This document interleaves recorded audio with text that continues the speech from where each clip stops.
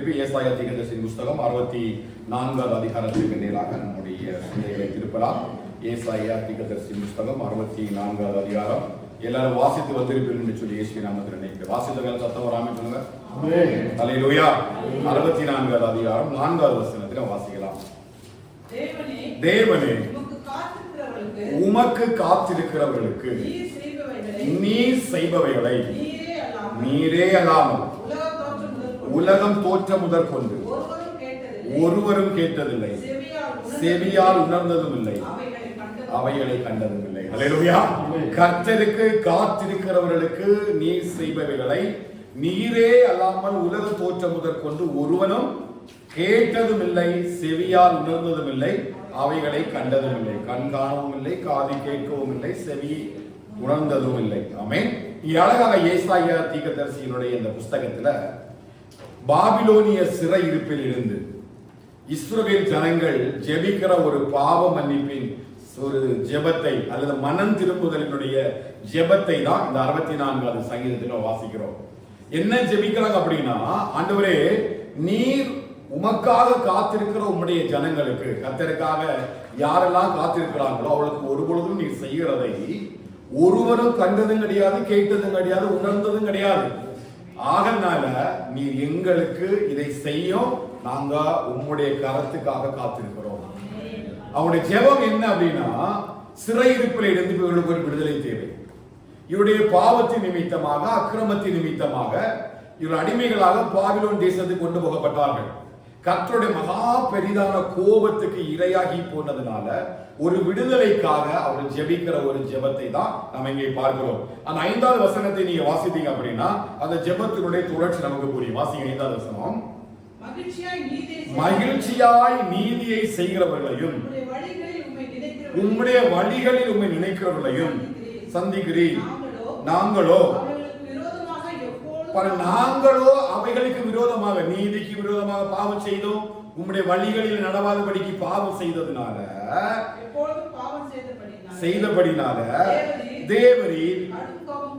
தேவரே கடும் கோபம் கொண்டீர், இன்னமும் தப்பி இருக்கிறோம். அடுத்த வசனம்.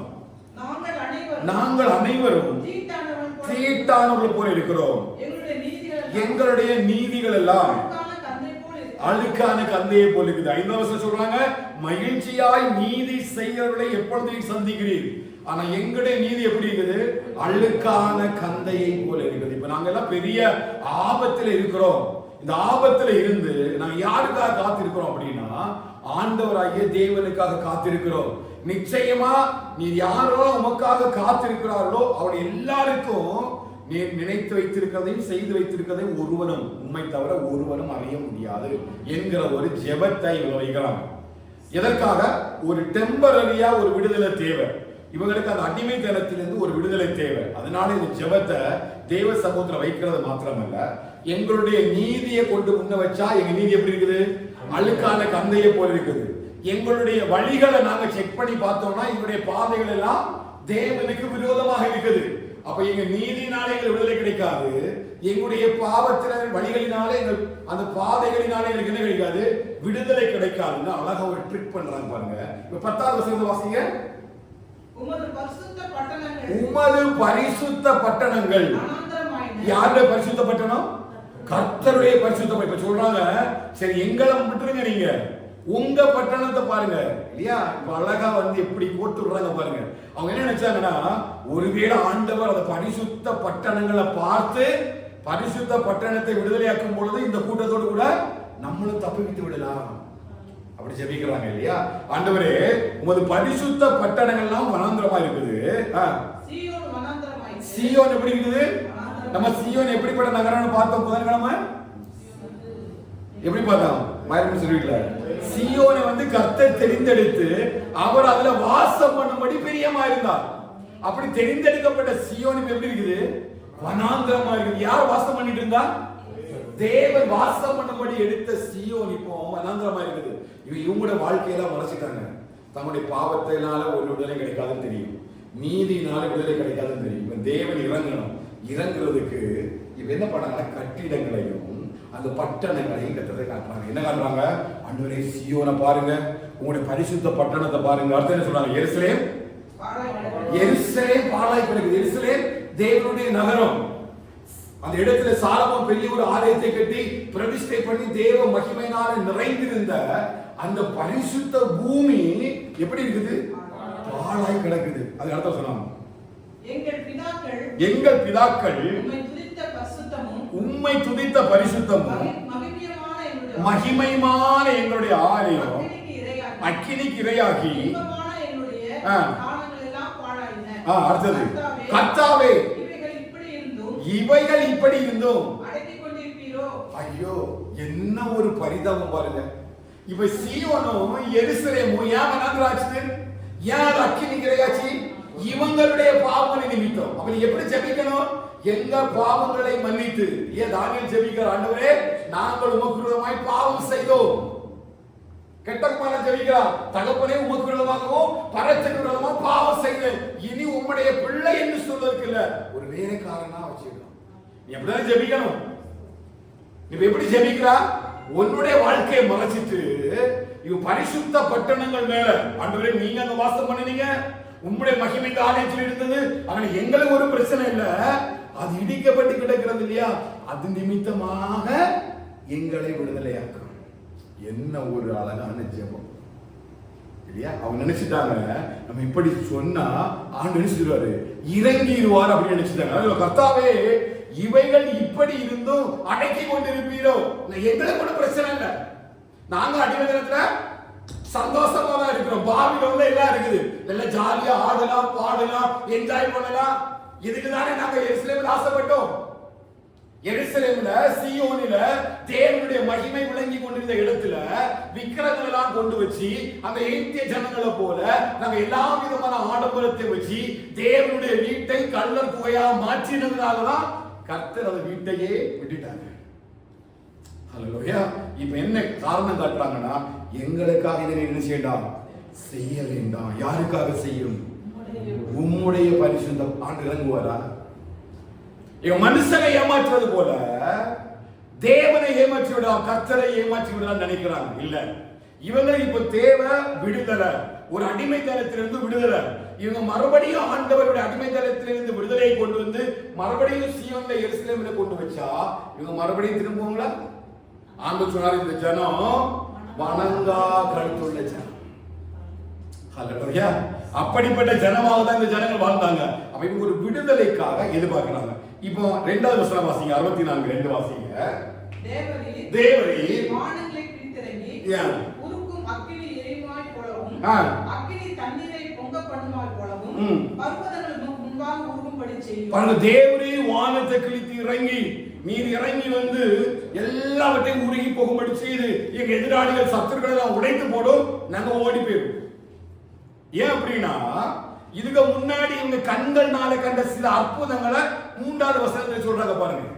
நாங்கள் எதிர்பார்த்திராத பயங்கரமான காரியங்களை நீங்க செய்த பொழுது, எப்போ வனாந்தரத்துல செங்கடல் முன்னாடி நின்ற பொழுது எப்படியாக எகிப்திய ஜனங்கள் வந்து தங்களை பிடித்துக் கொள்வார்கள், பார்வோன் தங்களை பிடித்துக் கொள்வார் என்று சொல்லி தன்னோட வாழ்க்கையே முடிந்து விட்டது என்று சொல்லி முறுமுறுத்த பொழுது கர்த்தர் எதிர்பாராத விதமாக அவங்களுடைய சத்துருக்களை அந்த செங்கடலிலே முறியடித்தார்.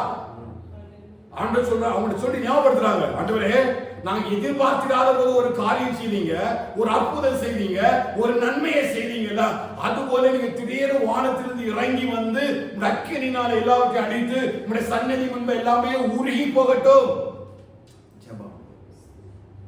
ஆனா கொஞ்சம் கூட பாவ மன்னிப்பு கேட்கணும்னு தோணல.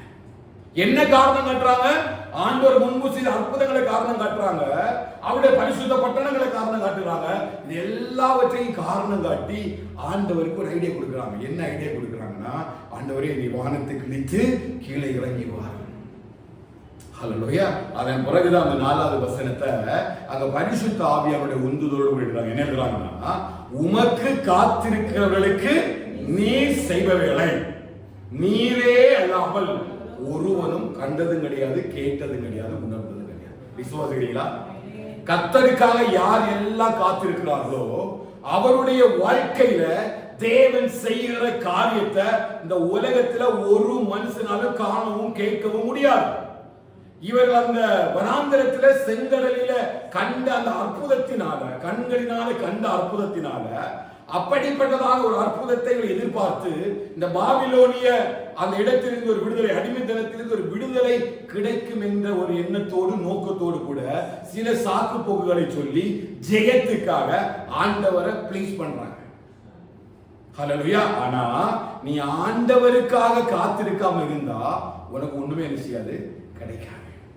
அவர் ஆண்டவருக்காக யாரெல்லாம் காத்திருக்கிறார்களோ அவர்களுக்கு எல்லாம் ஆண்டவர் ஏற்கனவே செய்து வைத்திருக்கிறார். அது செய்து வைத்திருக்கிற ஒரு காரியமும் இதுவரை யாருக்கும் தெரியவும் கிடையாது அப்படின்னு ஏசாயா தீர்க்கதரிசியை வச்சு இந்த ஜெபத்தை இங்கே எழுதி வைக்கிறார். காரணம் என்னன்னா, இப்படி பழைய ஏற்பாட்டு காலத்துல ஆண்டோட ஜனத்திற்காக காண்பிக்கப்படாத மிகப்பெரிய ரகசியத்தை புதிய ஏற்பாட்டு காலத்துல தேவன் நமக்கு காண்பித்திருக்கிறார். இப்ப அதான் உங்களுக்கு சொல்ல போறேன். இங்க ஏசாயா தீர்க்கதரிசியை கொண்டு சொல்லும் பொழுது, அல்லது ஜனங்களுடைய ஜெபத்தை குறித்து சொல்லும் பொழுது, ஆண்டவருக்கு காத்திருக்கிறவர்களுக்கு செய்யப்பட்ட அதிசயங்களை தேவனை தவிர வேற ஒருவரும் காணவும் கேட்கவும் உணரவும் முடியாது என்று சொன்ன காரியத்தை தேவன் தம்முடைய பிள்ளைகளாகிய நமக்கு இந்த புதிய ஏற்பாட்டு காலத்தில் கிறிஸ்துவின் மூலமாக நமக்கு அதை வெளிப்படுத்தி இருக்கிறார். அந்த ரகசியத்தை தான் நான் இப்போது பேச போறேன். ஹல்லேலூயா. இவர்கள் எதிர்பார்த்தார்கள்.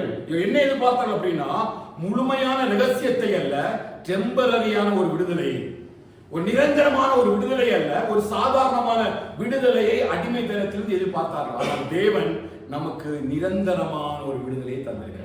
இப்ப என்னோட கூட சேர்ந்து 1 கொரிந்தியர் 2வது அதிகாரம் 9வது 10வது வசனத்தை நீங்க வாசித்தீங்கன்னா உங்களுக்கு ஏது ஆச்சரியமா இருக்கும். 1 கொரிந்தியர் 2வது அதிகாரம் 9வது வசனமும் 10வது வசனம். சத்தமா சொல்லுங்க. எழுதி இருக்கிறபடி. எங்க எழுதி இருக்கிறபடி? ஏசாயா 64:4 எழுதி இருக்கிறபடி, தேவன் தம்மில் அன்பு கூறுகிறவர்களுக்கு ஆயத்தம் பண்ணினவைகளை கண் காணவும் இல்லை, காது கேட்கவும் இல்லை. சத்தமா சொல்லுங்க. அங்க யாருக்கு? காத்திருக்கிறவர்களுக்கு. இங்க யார சொன்னாரு பவுல்? அன்பு கூறுகிறவர்களுக்கு இல்லையா? அன்பு கூறுதலும் காத்திருப்பதில் எல்லாம் ஈக்குவல் தான், ஒரே அர்த்தம் தான். யாரெல்லாம் தேவனுக்காக காத்திருக்கிறார்களோ, யாரெல்லாம் தேவனுக்கு அன்பு கூறுகிறார்களோ அவர்களுக்கு கர்த்தர் செய்திருக்கிறத ஆண்டவராகிய தேவனை தவிர ஒருவருக்கும் தெரியாது. கண்ணும் காணாது, காதும் கேட்காது, மனுஷனுடைய இருதயத்திலும் தோன்றவே இல்லை. அந்த கூட்டம் பாபிலோனிய தேசத்துல அடிமைத்தனத்துல, ஆண்டவரே நாம் உமக்காக காத்திருக்கிறோம், நீர் நிச்சயமா எங்களுக்காக ஏதாவது ஒரு விடுதலை வைத்திருப்பீர்.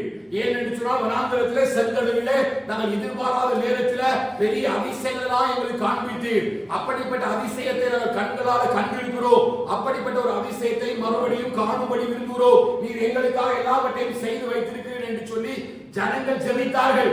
எதற்கு ஜெபித்தார்கள்? பாபிலோனிய அடிமைத்தனத்தில் ஒரு விடுதலை வேண்டும். ஹல்லேலூயா. ஆவியானவருடைய ரகசியம் என்ன அப்படின்னா, இந்த ஜனங்களுக்கு ஒரு பெரிய ரகசியம் மறைக்கப்பட்டது. என்ன ரகசியம் அப்படின்னா, மெசியா அவர்களுக்காக வருவார், மெசியா அவர்களுக்காக யுத்தம் பண்ணுவார், அவங்க தேசத்தில் ஒரு சமாதானம் இருக்கும், அந்த இஸ்ரவேல் தேசத்தை மெசியா ஆளுவார், இயேசு ஆளுகை செய்வார், இயேசு வரும்பொழுது மீட்பு வரும், ரட்சிப்பு வரும், சமாதானம் வரும், சந்தோஷம் வரும் என்று சொல்லி அவருக்கு ஒரு பெரிய ஒரு வெளிப்பாடை ஏசாயா தீர்க்கதரிசியுடைய முழு புஸ்தகத்திலேயும் எழுதியிருந்தார். நமக்கு ஒரு குமாரன் கொடுக்கப்பட்டார், பாலகன் பிறந்தார், கர்த்தத்தோடு தோளின் மேல் இருக்கும் என்று சொல்லி இயேசு கிறிஸ்துவின் வருகையை பற்றி அனைத்து விதமான தீர்க்க தரிசனங்களும் வாக்குத்தத்தங்களும் ஏசாயா தீர்க்கதரிசியினால் உரைக்கப்பட்டிருந்தது. ஆனால் இந்த ஜனங்கள் அதை உணர்ந்து கொள்ளவில்லை. ஹல்லேலூயா. அவங்களுடைய ஜெபம் விண்ணப்பம் என்னன்னா, எப்படி ஆகியும் இந்த அடிமைத்தனத்திலிருந்து இழக்க வேண்டும், விடுதலை வேண்டுமே தவிர பாவத்திலிருந்து விடுதலைக்கு அவர்கள் காத்திருக்கவில்லை. அவள் செய்த தவறுக்காக ஆண்டுடைய சமூகத்தில் விடுதலை கேட்கவில்லை. அடிமைத்தனம் என்பது மட்டுமே அவங்களுடைய விடுதலையாக இருந்தது. ஆனால் புதிய ஏற்பாட்டு காலத்துல அப்போஸ்தலன் பவுல் ஒரு பெரிய ஒரு வெளிப்பாடு எழுதுறார் பாருங்க. எழுதி இருக்கிறபடி, ஏசாயா 64 அதிகாரம் 4 வசனத்துல எழுதி இருக்கிறபடி, தேவன் தம்மில் அன்பு கூறுகிறவர்களுக்கு ஆயத்தம் பண்ணினவர்களை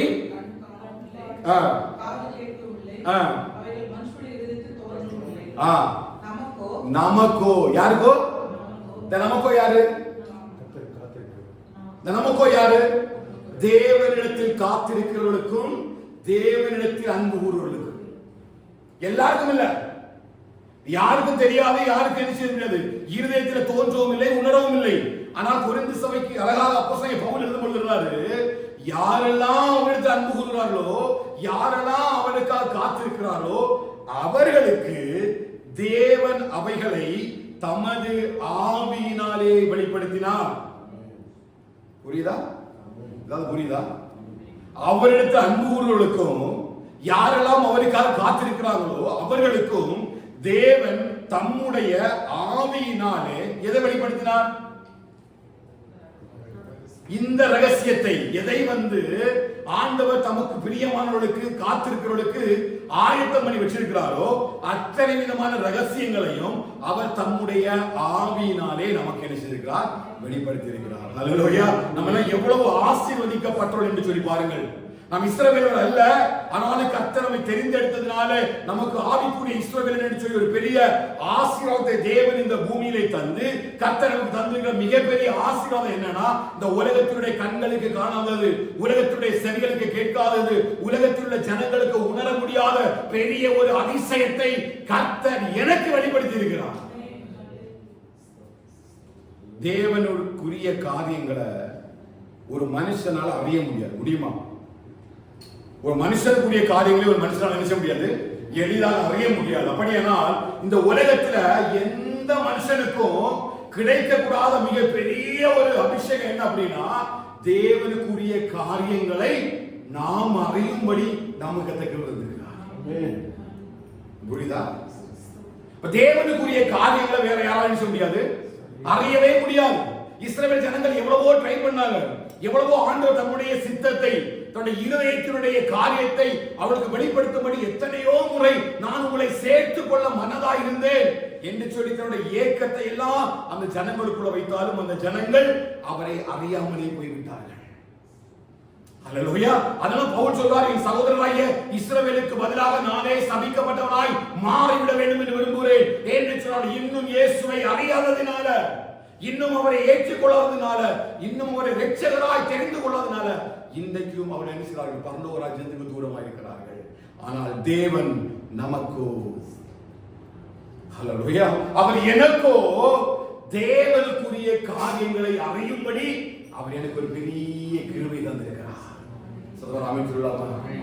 இது உலகத்தில் யாருக்கும் கிடைக்க கூடாத ஒரு பெரிய பாக்கியம். என்ன பாக்கியம்? தேவனுக்குரிய காரியத்தை தேவன் யாருக்குமே சொல்ல மாட்டார். சொல்றாரா? அவருடைய வருகை குறித்து யாருக்குமே தெரியாது. யாருக்கு மட்டும் தெரியும்? அவருக்கு மட்டும்தான் தெரியும். அவர் வரும் நேரத்தையாவது நாளிகையாவது பிதாவை தவிர வேறு ஒருவரும் அறிய மாட்டார். யாரும் அறிய மாட்டார். குமாரனாகிய கிறிஸ்துவும் அறிய மாட்டார். அப்படி பிதா தனக்கு மட்டுமே வைத்திருந்த ஒரு ரகசியத்தை நமக்காக அவருடைய ஆவியானவர் நமக்கு காண்பித்திருக்கிறார். ஹல்லேலூயா! ஆண்டவருடைய இருதயத்தை அல்லது தேவன் தம்மில் அன்பு கூறுவர்களுக்கு எதையெல்லாம் வைத்திருக்கிறார் என்பதை எல்லாராலும் அறிந்து கொள்ள முடியாது. யாரெல்லாம் தேவனிடத்தில் அன்பா இருக்கிறார்களோ அவர்களால் மட்டும்தான் அந்த ரகசியத்தை அறிய முடியும்.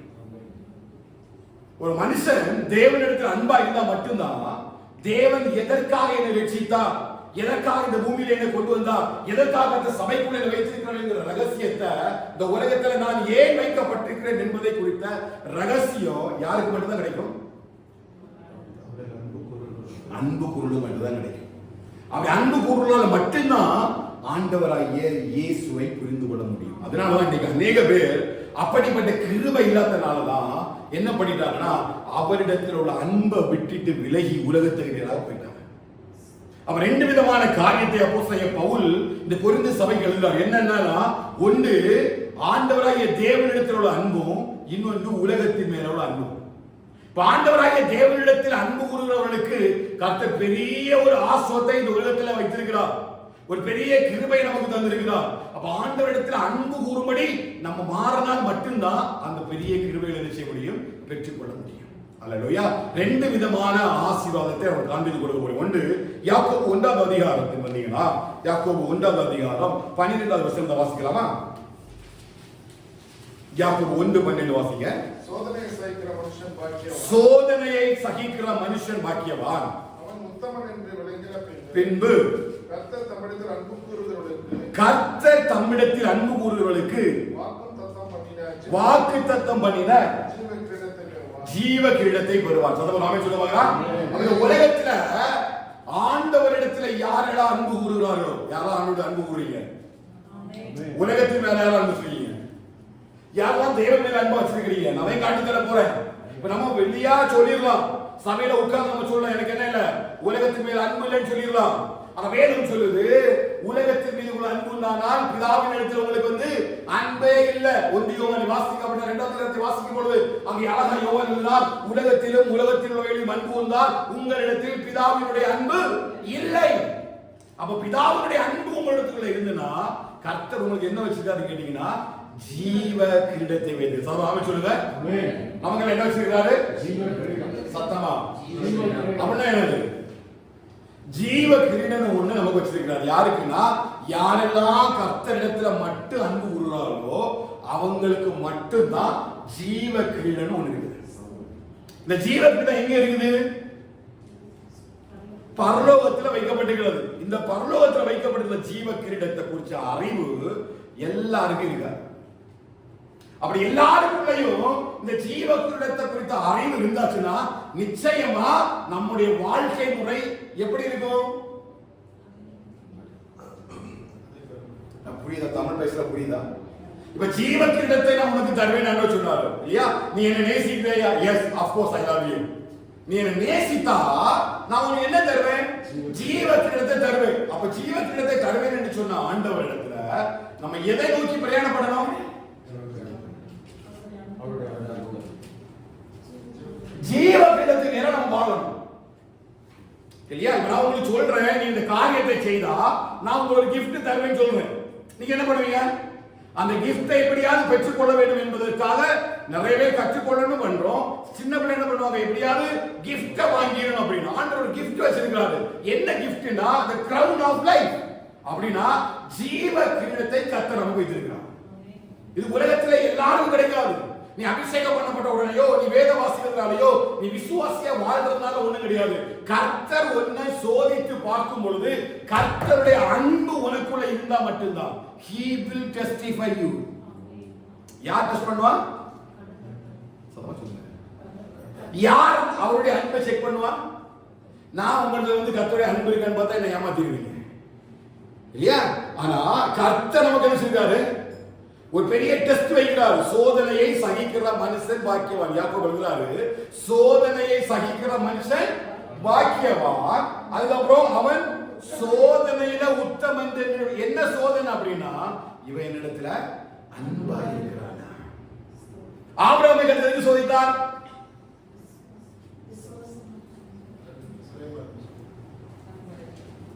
எதுக்கு ஆண்டவர் ஆபிரகாமை சோதித்தார்? இன்னும் ஆதியாகமே தாண்டல. எதுக்கு சோதித்தாரு? எனக்கு ஒரு ஏக புத்திரனும் அந்த சுதனமாய் அவனை எனக்காக நீ மோரியா மலையிலே பலியிடு என்று சொல்லி எதுக்கு சோதித்தார்? அவன் யார் மேல அன்பை வைத்திருக்கிறான் என்பதை அறியும்படிக்கு 25 வருடங்கள் கழித்து தனக்கு கிடைத்த ஒரே மகனாகிய ஈசாக்கு மேல ஒருவேளை அன்பு போய்விடுமோ என்று சொல்லி கர்த்தர் ஆபிரகாமை சோதித்தார்.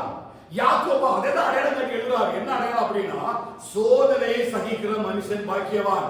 ஏன் அப்படின்னா கர்த்தர் எவன் மேல அன்பா இருக்கிறாரோ அவனை கர்த்தர் சிட்சிக்கிறார். எவனிடத்தில் அன்பு கூறுகிறாரோ அவனையும் கர்த்தர் சிட்சிக்கிறார். அப்படி சிட்சிக்கிற நேரத்துல எதுக்கு ஒன்று சிட்சிக்கிறார்? எதுக்கு சின்ன சின்ன டெஸ்ட் ஒன்று வைக்கிறாரு? எதுக்கு சின்ன சின்ன காரியங்களை சில சூழ்நிலைகளை ஒன்று மாற்றணும் அப்படின்னா நீ இன்னும் அவனிடத்துல அன்பு கூறுறியா? அன்பு கூறுகிறோமா? அப்படி அன்பு கூர்ந்தீங்க அப்படின்னா எதை வச்சிருக்காருன்னா the crown of life. the ஜீவ கிரீடம் ஒன்று என்ன செய்றாரு? வச்சிருக்காரு. அது என்னன்னா ஜீவனுக்குரிய வாழ்வு, அழிவில்லாத ஒரு ஜீவனுக்குரிய வாழ்வு தான் அந்த ஜீவ கிரீடம் என்று சொல்லி வேதம் நமக்கு அழைக்குது. அப்ப அன்பு கூறலுக்கு மட்டும்தான் என்ன கிடைக்கும்? சொல்லுங்க. அன்பு கூறுவதெல்லாம் பிரச்சனை இல்லைங்க அப்படி சொல்றீங்களா? நம்ம சபை காண்பது ஒரு வெளிப்படுத்தல் விசேஷம். நிறுவனம் 2வது அதிகாரம் வெளிப்படுத்தல் விசேஷம் 2வது அதிகாரம் 8, 9, 10 வசனங்களை வாசிக்கலாமா? வெளிப்படுத்தல் 2, 8, 9, 10. ரொம்ப தெளிவா கவனிங்க.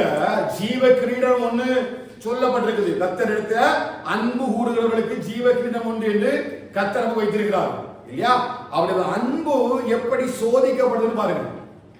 வெறும் வார்த்தையினால் அல்ல, கிரியைகளில் அவர் சோதிக்கிறார். சிபிர்னா சபையை நம்ம முன்பாக அடையாளமா வைக்கிறார்.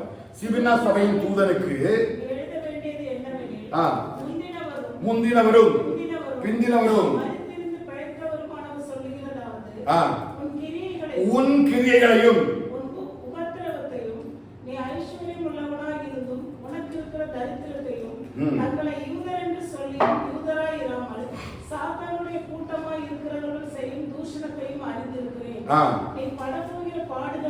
நீ படப்போகிற பாடுகளை குறித்து எவ்வளவும் பயப்படாதே.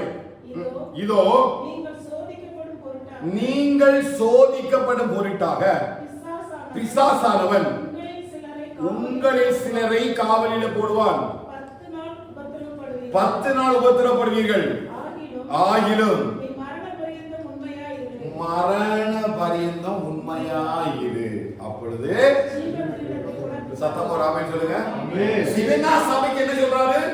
நீ மரண பரியந்தம் உண்மையாயிரு. ஏன் உண்மையாயிருன்னா இந்த சோதனை என்னது வேணா படப்போற பாடுகள். நீ பாடுகள் மத்தியில, நீ கஷ்டங்கள் மத்தியில, துன்பங்கள் மத்தியில நீ இயேசுவ நேசிக்கிறியா? நேசிப்போமா? ஒரு பலவீனம் வந்துச்சு, ஒரு சுகவீனம் வருது, சூழ்நிலை மாறுது, கடன் பிரச்சனைகள், கஷ்டங்கள், வாழ்க்கையில எல்லா விதமான நெருக்கடிகள் நமக்கு விரோதமாக வரும் பொழுது நம்ம ஆண்டவரை நேசிக்கிறோமா? நேசிக்கிறோமா? நேசிக்கிறோமா இல்லையா? நேசிக்கணும், ஆனா நேசிக்க வேண்டும் இல்லையா? பேதுரு பாருங்க, ஆண்டவர் சொல்ற, ஆண்டவரே நான் உம்மோடு கூட மரிக்க வேண்டியதனாலும் சரி, நான் மதலிக்க மாட்டேன், நான் உங்களை விட்டு போகவே மாட்டேன், மரணமே அல்லாமல் வேற ஒன்றும் நம்மளை விட்டு நினைச்சாது பிரிக்கவே சொன்ன பேதுரு ஆண்டவர் சொல்ற, இன்றைக்கு ராத்திரி நீ என்ன 3 தடவை மதலிப்பா. கூட நின்னா ஏன் சொன்னா வேறு சொல்லு, சபிக்கவும் சத்தியம் பண்ண. எனக்கு இந்த ஆளை தெரியவே தெரியாது, இவரை நான் பார்த்ததே இல்லை. மனுஷன் 3 வருஷம் உனக்கு கூட வச்சு அற்புதத்து மேல அற்புதம், 5 அப்ப 2 மீன் ஜெபிக்க போற இடத்துல எல்லாம் உன்னை கூட்டிட்டு போனாருடா. கெத்சமனே தோட்டத்துல 10 பேரை விட்டுட்டு உங்க 2-3 தடவை கூட்டிட்டு போனாரு. வித்தின் செகண்ட் பேதுரு மறுதலிக்கிறான். ஆனா மறுதலிக்கிற சூழ்நிலை அவனை மறுதலிக்க வச்சுட்டு, சூழ்நிலைகள்ல நம்ம ஆண்டவரை நேசிக்கிறோமா? பலவீனத்துல, சுகவீனத்துல, கஷ்டத்துல, 1 வருஷம் வேலையே இல்ல, 1 வருஷம் சம்பளமே இல்ல, ஒண்ணுமே இல்ல, கர்த்தர் உன்னை டெஸ்ட் பண்றாரு. நீ என்ன நேசிக்கிறியா? நான் நல்லா இருக்க நேரத்துல நல்லா ஜெபித்து ஆமென்னு சொல்லி சத்தமா ஆராதிச்சுட்டு போறதில்ல. துன்பங்கள், துக்கங்கள், கஷ்டங்கள் வரும்பொழுது என்ன வந்தாலும் நான் நம்புவேன், யார் கைவிட்டாலும் பின் செல்வேன். இதுதான் பேதுருடைய பாட்டாச்சு. இதெல்லாம் பேதுரு சொல்றான், ஆண்டவரே மரணமே வந்தாலும் சரி நம்ம விட்டு வர மாட்டேன். ஆனா சூழ்நிலை பேதுருவை மாற்றி விட்டுச்சு, அவரால் நிற்க முடியல. அன்றைக்கு 3 தடவை மறுதலிக்கிறார். ஆனா சிமிர்னா சபைய எல்லா சபைக்கும் முன்ன வைக்கிறார். அகாயாவில் உள்ள சபைகள் ஒரு சபைதான் இந்த சிமிர்னா. இந்த சிமிர்னா சபையினுடைய பாடுகள், வேதனைகள், நெருக்கங்கள், ஆண்டவருக்கு முன்பாய் நிற்கக்கூடாதபடிக்கு எத்தனையோ பாடுகள். சொல்றாங்க, நீ பட போகிற பாடுகளை குறிச்சு எவ்வளவு கஷ்டம் இருக்கு சொல்லுங்க. இப்ப நமக்கு பாடுகள் வருதுன்னு தெரிஞ்சா நம்ம முன்ன நோக்கி போமா? அதான் அப்போஸ்தலன் பவுல் எப்பவுமே சொல்றது, அந்த மனுஷன் போராட்டத்தை என்ன சொன்னான்? நல்ல போராட்டம். போராட்டம்னாலே அது என்ன செய்யுது? கஷ்டமானது. அதுவே அவர் என்ன போராட்டமா? நான் வாழ்க்கையில கேட்டு யாராவது சொல்லுவீங்களா, நான் நல்ல கஷ்டப்பட்டேன், நல்லா கஷ்டப்பட்டேன்னு சொல்லுவோம், அது வேற.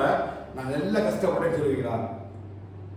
பவுலே அது கஷ்டமே பெரிய கஷ்டம், போராட்டமே பெரிய போராட்டம். அதுக்கு பவுல் சொல்றாரு நல்ல போராட்டம்னா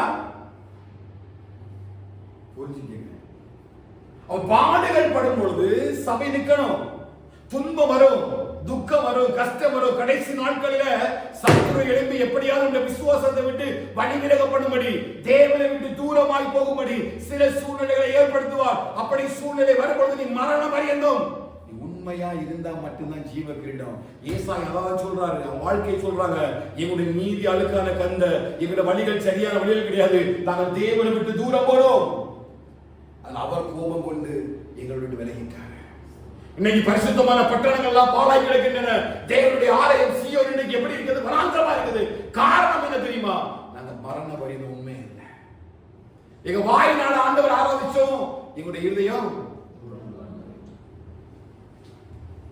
நான் ஆலயத்துக்கு வரும்போது எல்லாம் ஆராதிக்கிறேன், எல்லாம் பாடுறேன், அப்படியே வெளியில போகணும், என் மனசு மாம்சம் விரும்பினபடியே நான் ஓடுறேன், உலகத்துல மனுஷனோட கூட வாழ்றேன், உலக மனுஷன் எதெல்லாம் நேசிக்கிறானோ எதெல்லாம் ஆசைப்படுறானோ அப்படியே நான் ஓடிட்டு இருந்தேன் அப்படின்னா என்னால என்ன செய்ய முடியாது?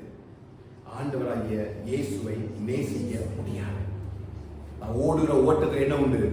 பாடுகள் உண்டு. ஜீவக்கிட்ட யாருக்குன்னு கேட்டீங்கன்னா பாடுகளை சகிக்கிற மனுஷன் பாக்கியவான். பாடுகள் வருங்க. நீங்க ஆண்டவரை நெருங்க, நீ வேத வாசிக்க, நீ ஜெபிக்க, நீ ஆண்டவருக்காக ஓட ஓட ஓட ஒன்னு சுற்றி பெரும் பாடுகள் ஓடும். ஏமே அதுல மத்தியில் அழகான வசனம் உண்டு. ஜீவனுக்கு போற வாசல் இடுக்கமும் நெருக்கமுமானது, அதை கண்டுபிடிக்கிறவர் சிலர். வசனம் ரொம்ப அசைச்சு. ஜீவனுக்கு போகிற வாசல் எப்படிப்பட்டது? இடுக்கமும் நெருக்கமுமானது, அதை எல்லாரும் சூஸ் பண்ண மாட்டாங்க. இன்னைக்கு சபைகள், இன்னைக்கு தேவனுடைய பிள்ளைகளுக்கு என்ன தேவையில்லை? நெருக்கமும் பாடு கஷ்டமும் துன்பமும் நேரம் இல்லை. விரிவும் சாலமான வாசல் வழியாக சந்தோஷமும் சமாதானமாக உலகத்தின் மனுஷனை போலவே வாழ்வதற்கு நாம் நம்ம ஒப்பு கொடுத்துட்டோம். இடுக்கத்துக்கு நெருக்கத்துக்கு நமக்கு ரெடியா இல்லை. சிவனா சபைக்கு சொல்றாரு, உனக்கு பட போகிற பாடுகளை குறிச்சு ஒன்னும் நீ பயப்படாத, நான் கூட இருப்பேன். ஆனா ஒண்ணு, நீ மரண பயந்த உண்மையாக ஜீவ கிரீடத்தை நான் உனக்கு தருவேன். ஹல்லேலூயா. உங்களுடைய பாடு முக்கியமா ஜீவ கிரீடம் முக்கியமா என்பதை உலக மனுஷன் போய் கேட்டதை சொல்லுவோம். உனக்கு கஷ்டம் வேணுமா சந்தோஷம் வேணுமான்னு கேட்டா உலக மனுஷன் என்ன பண்றான்? ஆண்டவர் சொல்றார், என் நாமத்தின் நிமித்தம் நீங்கள் பகைக்கப்படுவீர்கள். அப்ப உலகம் சொல்லும், அப்ப அந்த இது வேண்டாம். உங்களுடைய நாமத்தின் நிமித்தம் நாங்க செழிப்பா இருப்போம்னா நாங்க வரோம். உங்க நாமத்தின் நிமித்தம் பகைக்கப்படுவோம்னா அந்த நாமம் எங்களுக்கு தேவையில்லை, நாங்க அமைதியா உட்கார்ந்துதான் உலகம். அதனாலதான் பவுல் எழுதுறாரு, கர்த்தரிடத்துல பிரியமா இருக்கிறவர்களுக்கு வச்சிருக்கிற காரியத்தை கர்த்தருடைய ஆவியானவர் எங்களுக்கு அதை வெளிப்படுத்தினார். கீழே வசனம் வாசித்தீங்கன்னா, கர்த்தருடைய ஆவியே அந்தி, தேவனுடைய ஆவியே அந்தி, தேவனுக்குரியவைகளை மனுஷன் அறியான். அப்ப கர்த்தருடைய ஆவியானவர் எனக்குள்ள இருந்தா மட்டும்தான் எனக்கு வரப்போகிற பாடுகள்ல துன்பங்கள்ல துக்கங்களில கர்த்தருடைய சோதனைக்குள்ள வைக்கும் பொழுது நான் அந்த சோதனையை சகிப்பதற்கு கர்த்தர் என்னை பலப்படுத்துகிறார். இதான் சபை உணர்ந்து கொள்ள வேண்டும். கடைசி நாட்கள் ஒரு பெரிய ஒரு போராட்டம், ஒரு பெரிய ஒரு பாடுதலாக சபை போய் கொண்டே இருக்கிறது. அவர் சீக்கிரமாய் வரப்போகிறார். அவர் வரக்கூடிய நேரத்தில் மனவாட்டிய சபை சில பாடுகளை துக்கங்களை அனுபவிக்க போகுது. அப்படி அனுபவிக்கும் பொழுது ஆண்டவரே சொல்றாரு, நீ பட போற பாடுகளை குறிச்சி சிமிர்னா என்கிற மனவாட்டியே நீ பயப்படாத, மரண பரியந்தம் அவ என்ன தருவேன்? எத்தனை ஜீவ கிரீடம் வேணும்? ஹல்லேலூயா. பாடுகள் பட்டாதான் என்ன கிடைக்கும்? ஜீவ கிரீடம் கிடைக்கும். பாடுகள் பட்டாதான் கிடைக்கும். அப்படி நாமத்தின் நிமித்தம் துன்பமும் துக்கமும் கஷ்டமும் பாடு வரும். அப்படி வரும் பொழுது யாரெல்லாம் அதுல உண்மையா நினைச்சிருக்கிறாங்களோ அவங்க மட்டும்தான் அந்த ஜீவ கிரீடத்தை பெற்றுக்கொள்ள முடியும். இது யாருடைய கண்களுக்கு மட்டும்தான் தெரியும்? யாரெல்லாம் கர்த்தரிடத்தில் அன்பு கூறுகிறார்களோ அவங்களுக்கு தான் இந்த ஜீவ கிரீடத்துடைய மகிமை தெரியும். சொல்ல புரியுதா? இவங்க கொண்டு ஒரு 12வது வாங்க, 2வது தேதி வாங்க. அடுத்த வசனங்களை வாசிக்க பார்க்கலாம். 10வது வசனம் தொடர்ந்து வாசிங்க. தேவனோ அவைகளை நமக்கு அவருடைய ஆவியினாலே இந்த ஜீவ கிரீடத்தை எப்படி சுதந்திரித்துக் கொள்ள வேண்டும் என்பதை வெளிப்படுத்தினார். அந்த ஆவியானவர் எல்லாவற்றையும் தேவனுடைய ஆழங்களையும், அந்த ஆவியானவருக்கு தான் தேவனுடைய ஆழங்கள் அறியும். ஆவியானவர் முழுசா என்ன செய்கிறாரு? தேவனிடத்திலிருந்து இறங்கி வந்திருக்கிறார். எதுக்கு?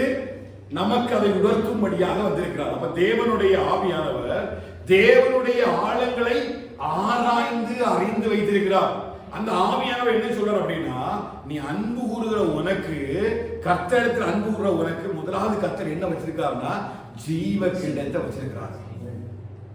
உடனே அக்செப்ட் பண்ணிக்கலாம். அடுத்த வசனத்தை வாசிங்க. மனுஷனுடைய ஆவியே அன்றி அப்படி போல தேவனுடைய ஆவியே அன்றி மாட்டான். இவன் ஜீவ கிரீடத்துக்குள்ள மகிமை யாருக்கு தெரியாது? உலக மனுஷனுக்கு தெரியாது. அதனால அவன் ஒரு நாள் என்ன செய்ய மாட்டான்? பாடுபட மாட்டான். அதை குறித்து யோசிக்க மாட்டான், பாடுபட. அவனுக்கு அதை அறிய வேண்டிய அவசியமுமே இல்லை. ஏன்னா அவனுக்கு என்ன இல்லை? தேவனுடைய ஆவி இல்லை. ஆனா தேவனுடைய ஆவியை பெற்றிருக்கிற நமக்கு ஒரு அறிவு இருக்குது. என்னது? ஜீவ கிரீடம் நமக்காக வைக்கப்பட்டிருக்கிறது. அந்த ஜீவ கிரீடத்திற்காக நம்ம ஓட வேண்டும். எதுக்காக ஓடணும்? அப்ப ஒவ்வொரு நாளும் ஓட்ட எதுக்காக இருக்கணும்? நம்ம இம்மைக்காக ஓடணும் கூடாது. எதுக்காக ஓடணும்? மறுமைக்காக ஓடணும். மறுமையில ஒரு ஜீவ கிரீடம் நமக்காக வைக்கப்பட்டிருக்கிறது. யாரெல்லாம் உண்மையா அவளுக்கு அன்பு கூறுகிறார்களோ ஆண்டவர் ஒவ்வொரு நாளும் என் வாழ்க்கையை டெஸ்ட் பண்றாரு, என் வாழ்க்கையை சோதித்து பார்க்கிறாரு. அப்படி சோதித்து பார்க்கும் பொழுது நான் ஆண்டவருக்கு அன்பு கூறுகிறேன் அவருக்கு தெரிஞ்சாச்சுன்னா அவர் ஜீவ கிரீடத்தை எனக்காக வச்சிருக்கிறார். வேற யாருக்கு ஜீவ கிரீடம் கிடையாது, கிடைக்காது. ஏன் அப்படின்னா நம்ம உலகத்தில் உள்ள காரியங்கள் எல்லாம் ஒரு 70 வருஷம் 80 வருஷம் தான், அதுக்கப்புறம் எல்லாம் முடிஞ்சு போயிடும். ஆனா இந்த ஜீவ கிரீடம் எவ்வளவு நாள் இருக்கும்? நித்திய காலமாய் ஜீவ கிரீடம். இது ரெண்டையும் நம்ம அண்டர்ஸ்டாண்ட் பண்ணிக்கணும். மனுஷனுக்குரிய சிந்தையோடு மனுஷனுக்குரிய ஆவியோடு இந்த உலகத்துல நம்ம நடந்தோம்னா, இப்ப நம்ம கூட இருக்கிறவங்க, வேலை செய்யறவங்க, வாழ்றவங்க எல்லாம் எப்படிப்பட்ட சிந்தனையோடு இருப்பாங்க? இந்த உலகத்துக்குரிய சிந்தனையோடு இருப்பாங்க. இந்த உலகத்துல எப்படி வாழலாம், இந்த உலகத்துல எப்படிப்பட்ட காரியங்களை செய்யலாம், உலகத்துல எப்படி மகிழ்ச்சியா வாழலாம், சந்தோஷமா வாழலாம், இப்படிதான் உலக மனுஷனுடைய சிந்தனை இருக்கும். ஆனா நம்முடைய சிந்தனை எப்படி இருக்கும்? ஆவியினுடைய சிந்தனை. ஒவ்வொரு நாளும் ஆவியா நம்மை கனெக்ட் பண்ணி நம்ம பரிசுத்தப்படுத்துறாரு. நம்ம வேத வாசிக்க, ஜெபிக்க, அவருடைய சிந்தனைகளை நம்ம அறிந்து கொள்ளும்படி தேவ சமூகத்தில் நின்று இந்த உலகத்துக்குரிய காரியங்கள் அல்ல, தேவனுக்குரிய காரியங்களை நாடும்படிக்கு கர்த்தர் அழைக்கிறார். அதனால தாவீது சொல்றாரு, ராக்காலங்களில் உம்முடைய ஆலோசனைகள் என் உள்ளந்திரியங்களை உணர்த்தும். எனக்கு ஆலோசனை தந்த கர்த்தரை துதிப்பேன். ராக்காலத்துல அந்த ஆலோசனை எல்லாம் என் உள்ளந்திரியங்கள உணர்த்தை உண்டு பண்ணும். ஹல்லேலூயா. அது ரெண்டையும் ஒரு பெரிய வேறுபாடு வேலைசிக்கணும், தெரிஞ்சுக்கணும். அப்ப நம்முடைய வாழ்க்கை ஜீவ கிரீடத்தை பற்றி ஓடுறோமா இல்ல உலகத்தில் உள்ள கிரீடத்தை அடையும்படி ஓடுறோமா? இது ரெண்டையும் தெரிஞ்சுக்கணும். அப்ப ஜீவ கிரீடத்துக்காக தான் கர்த்தர் மனுஷனுக்கா அழைத்திருக்கிறார். அன்பு கூறுவதற்காக ஜீவ கிரீடத்தை சுதந்திரிக்கணும். இது இன்னும் கொஞ்சம் வித்தியாசமான காரியத்தை பாருங்க. மத்தேயு 16வது அதிகாரம் 23வது வசனத்தை வாசிங்க. இன்னும் கொஞ்சம் தெளிவா புரியும். மத்தேயு 16வது அதிகாரம் 23வது வசனம். அவரோ திரும்பி பேதுருவை பார்த்து, பின்னாக போ சாத்தானே, நீ எனக்கு இடரலாய் இருக்கிறாய், நீ எனக்கு இடரலாய் இருக்கிறாய், தேவனுக்கு ஏற்றவைகளை சிந்தியாமல், தேவனுக்கு ஏற்றவைகளை சிந்தியாமல் மனுஷனுக்கு ஏற்றவைகளை சிந்திக்கிறாய். ஓ ஹல்லேலூயா. பேதுருவை பாருங்க. பேதுரு கூடவே நடந்து ஆண்டவர் சொல்றாரு, பேதுருவே, இப்ப நம்ம எருசலேமுக்கு போறோம். மூப்பராலும் பிரதான ஆசாரியராலும் வேதபாரகராலும் பல பாடுபட்டு கொலை உண்டு 3ஆம் நாளிலே எழுந்திருக்க வேண்டும் என்பதை தம்முடைய சீஷர்களுக்கு சொல்ல தொடங்கினார். ஆண்டவர் சொல்றாரு, பிதாவினுடைய சித்தத்தின்படி அவருடைய சித்தத்தை நிறைவேற்றும்படிதான் கர்த்தர் இந்த உலகத்தை கொண்டு வந்தாரு. பேதுரு என்ன நினைச்சா அப்படின்னா, நம்ம அவருடைய கீழே ஒரு பெரிய ஒரு ஆட்சி நடக்க பொழுது நம்ம தான் ரொம்ப பினான்சியல் மினிஸ்டர், நம்ம எல்லாம் பார்த்துடலாம் அப்படின்னு சொல்லி மிக சந்தோஷமா வாழ்ந்து கொண்டிருந்த நேரத்துல திடீர்னு எருசலேமுக்கு போகிற வழியில ஆண்டவர் பேதுருக்கு ஒரு பெரிய ஒரு ரகசியத்தை உடைக்கிறார். இமீடியட்டா பேதுரு சொல்றான், ஆண்டவரே இது உங்களுக்கு நேரிடுகிறார், நான் விடவே மாட்டேன். நான் யார் தெரியுமா? இப்ப நான் கூப்பிட்டேன்னா மீன் பிடிக்கிற ஒரு 100 பேர் போட்டுன்னு சொல்லுவோம், ஒரு பையன் தொட முடியாது, முடிஞ்சாலும் அடிப்போம் உதைப்போம் என்று சொல்லி ஒரு பெரிய திரள் கூட்டத்தை அவருக்கு சப்போர்ட்டா கொடுக்கிறான். அப்ப ஆண்டவர் சொல்றாரு பாருங்க, இது எப்படிப்பட்டது? நீ எனக்கு இடரலா இருப்பது மாத்திரமல்ல, நீ சாத்தானா இருக்கிறாய். ஏன் அப்படின்னா, நீ தேவனை ஏற்றவைகளை சிந்தியாமல் யாருக்கு ஏற்ற மாதிரி சிந்திக்கிறார்? மனுஷனுக்கு ஏற்றவைகளை சிந்திக்கிறதுனா யாரு? நீங்கள் இந்த உலகத்தினால் உண்டானவர்கள். உங்கள் பிதா இந்த உலகத்தினால இருக்கிறார். அவர் பொய்க்கு பிதாவுமா இருக்கிறார். அப்ப என்னெல்லாம் தேவையோ அதெல்லாம் இந்த உலகத்துல தந்து உன்னை சந்தோஷமா வச்சிருப்பான். அவனுக்கு என்னன்னா தப்பித்தவரை கூட நீ ஜீவ கிரீடத்தை பெற்றிருக்க. சொல்ல புரியுதா? அவருடைய நோக்கம் என்ன? எதற்காக நம்மளை தடை பண்றான்?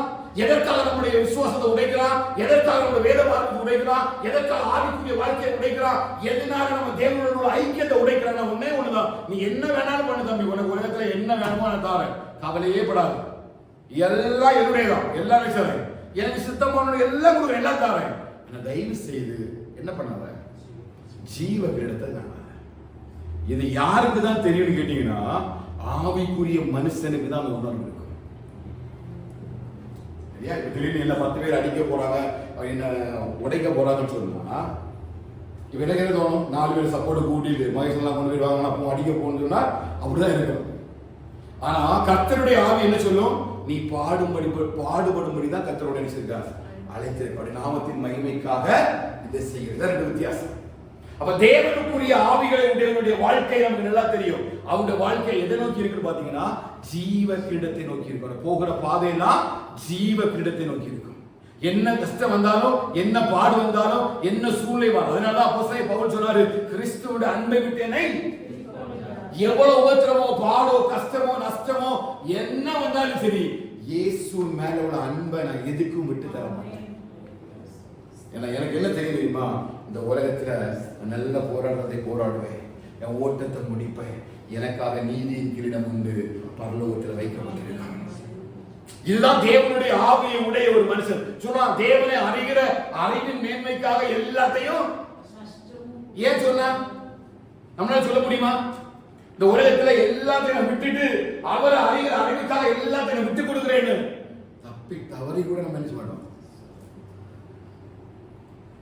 சொல்லுமா? சொல்ல மாட்டோம். ஏன்னா இது நமக்கு தெரியாது, மகிமையினுடைய பிரஸ்தானம் நமக்கு தெரியாது. அப்போஸ்தலன் பவுலுக்கு தெரியும், அவரை அறிகிற அறிவின் மேன்மைக்காக மாத்திரமல்ல, எப்படியாகிலும் மரித்தோரிலிருந்து உயிரோடு எழும்புவதற்கு தகுதி உள்ளவன் ஆகும்படிக்கு கர்த்தர் எனக்கு தந்த எல்லாவற்றையும் விடுவேன். ஏன் அப்படின்னா, அந்த உயிர்த்தலுடைய மகிமை இந்த உலகத்துக்கு ஈடானதல்ல. கர்த்தர் எனக்கு வைத்திருக்க அந்த நீதியின் கிரீடம், அந்த ஜீவ கிரீடத்துடைய மகிமை இந்த உலகத்தில் உள்ள எந்த காரியத்துக்கும் ஈடானதல்ல.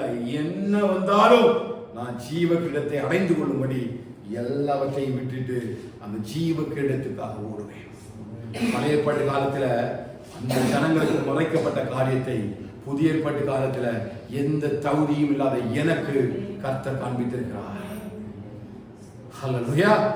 பழைய ஏற்பாட்டு காலத்துல யாருடைய கண்களுக்கு மறைக்கப்பட்டதோ, யாருடைய இதயத்துல தோன்றவில்லையோ, யாருடைய செவிகளை உணரவில்லையோ, அப்படிப்பட்ட ஜனங்களுக்கு எல்லாவற்றுக்கும் மறைத்து புதிய ஏற்பாட்டு காலத்துல இயேசு கிறிஸ்துவை தம்முடைய ஒரே பேரான குமாரனை எனக்காக இந்த பூமியில அனுப்பி என்னை திக்கற்றவனாய் விடாதபடிக்கு நான் உனக்கு ஒன்று வச்சிருக்கிறேன்ப்பா.